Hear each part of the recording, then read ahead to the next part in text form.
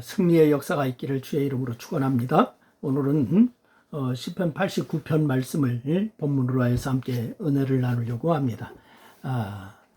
시편 89편에는 그 표제어에 보니까 이렇게 돼 있죠. 에스라인 에단의 마스길 이렇게 돼 있습니다.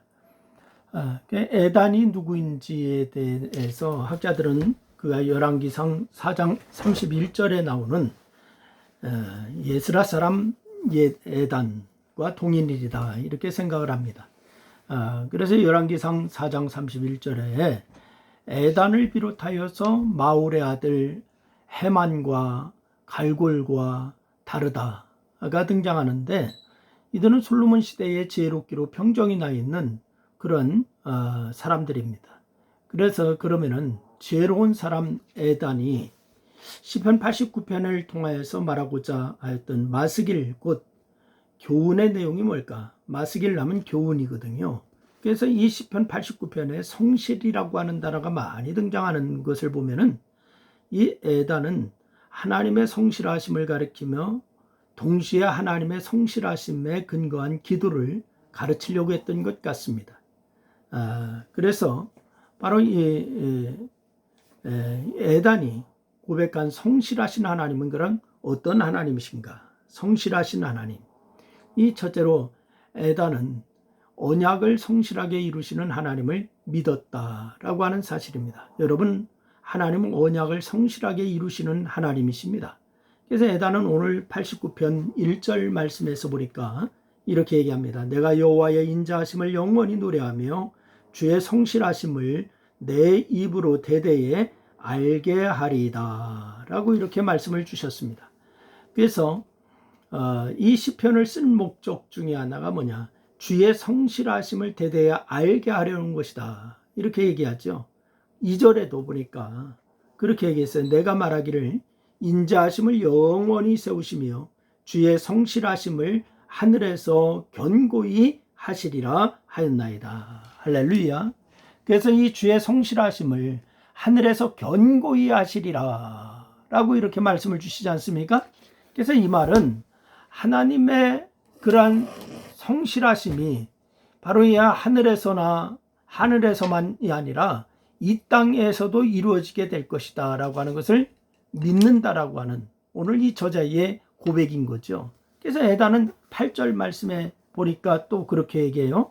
8절에 여호와 만군의 하나님이여 주와 같이 능력 있는 이가 누구이까?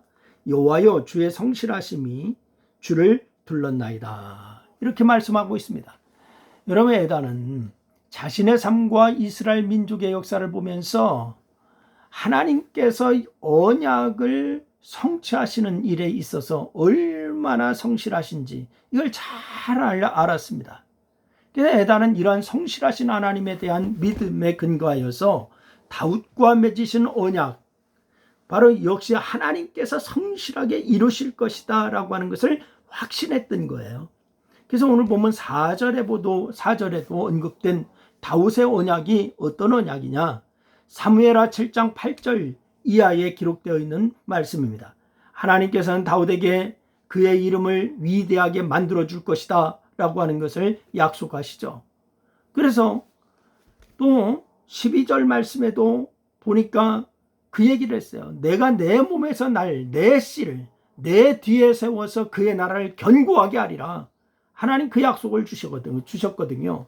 그러니까 다윗의 이름을 위대하게 만들어 주시겠다라고 하는 약속은 이해가 되지 않습니까? 그런데 수많은 왕조들이 흥망성쇠하는 이 세상에서 어떻게 다윗 왕조만 영원한 왕조가 될 수 있을지 이해하기 어려운 것이 사실이지 않습니까? 그런데 북왕국 이스라엘만 해도 248년간 유지되는 동안에 예후 왕조가 5대, 오므리 왕조가 4대, 여로보암, 바아사, 무나헨, 햄이 각 2대, 그리고 시므리, 살룸, 그리고 베가, 그리고 호세야, 이 왕조를 이루지를 못했습니다. 이 사람들은. 이것은 세계 모든 나라의 왕조들 역시 마찬가지예요. 영원하다 아닙니다.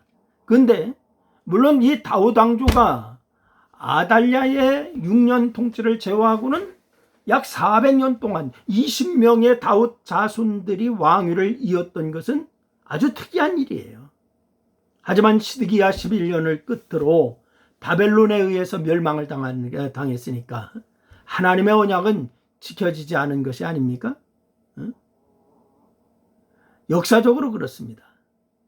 근데 하지만 하나님의 약속은 다윗의 후손이자 영원한 왕이신 예수 그리스도에 의하여 성취된 줄로 믿으시기를 바랍니다. 에단이 믿음과 고백이 틀린 것이 아니라 이 말이에요. 그래서 하나님께서 크신 능력으로 언약을 성취하시듯이 여러분을 향한 약속들 역시 반드시 성취하실 줄로 믿으시기를 바랍니다. 두 번째는 에단은 하나님께서 은혜의 하나님이다라고 하는 것을 믿었습니다. 여러분, 동일하게 여러분과 저에게도 하나님은 은혜의 하나님이신 줄로 믿으시기를 바랍니다. 은혜의 하나님.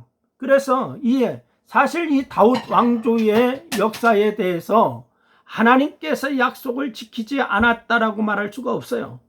왜냐하면 하나님께서 솔로몬에게 만일 하나님의 율례와 명령을 버리고 다른 신들을 섬기면 내가 너희에게 준 땅에서 그 뿌리를 뽑아내겠다.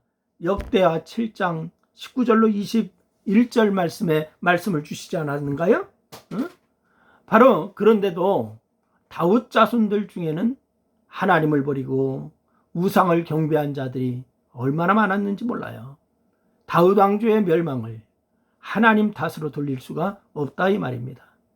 하나님께서 회초리로 그들의 죄를 다스리시고 채찍으로 그들의 죄악을 벌하셨어도 아무런 항거할 수 있는 이유가 하나도 없습니다. 그런데 에단은 그 회초리와 채찍도 하나님의 은혜라고 믿었습니다. 왜냐하면 회초리와 채찍은 하나님께서 그들을 버리셨다라고 하는 증거가 아니라 오히려 그들을 사랑하신다라고 하는 증거이기 때문에 그렇습니다.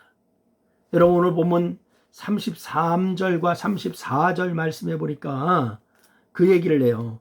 33절 34절 말씀을 제가 읽겠습니다. 그러나 나의 인자함을 그에게서 다 거둘 자는 아니하며 나의 성실함도 패하지 아니하며 내 언약을 깨뜨리지 아니하고 내 입술에서 낸 것은 변하지 아니하리로다. 여러분, 비록 다윗 왕조가 멸망한다 하더라도 하나님께서 다윗과 그 백성들을 버리신 것이 아니다 이 말이에요. 여전히 그들을 사랑하셨고 그들을 향한 계획을 가지셨어요. 결국 하나님은 그 아들 예수 그리스도를 다윗의 후손으로 보내셔서 이스라엘과 온 세계의 왕이 되게 하신 줄로 믿으시기를 바랍니다.